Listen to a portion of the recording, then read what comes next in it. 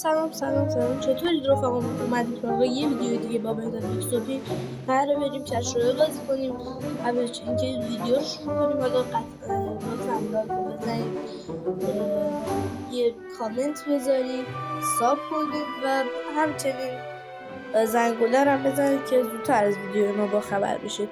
الان کلان من مینی پگا اون بالا زد. اگه خواستید جوین کلان من بشید، بعد حالا بعدا با هم بازی کنیم چند نفره. باری کرد اما تک به تک ویل بریم، خیلی حالی. یا یک کنم زد خیلی بعد از تک خدای دیگه بعد از تک میدی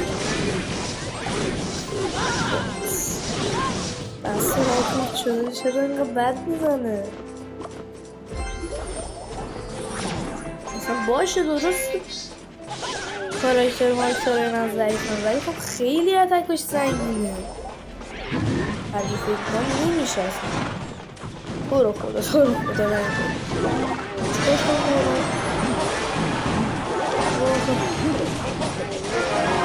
یس ویکتوری. خیلی ممنون که راجع ویدیو با همه بود. اگه دوست دارید این ویدیو بیشتر واسه بذارم یه بازی دیگه هم برم واسهتون، تو کامنت کنید و با لایکاتون نشون بدید که دوست دارید با سیریو نه حالا.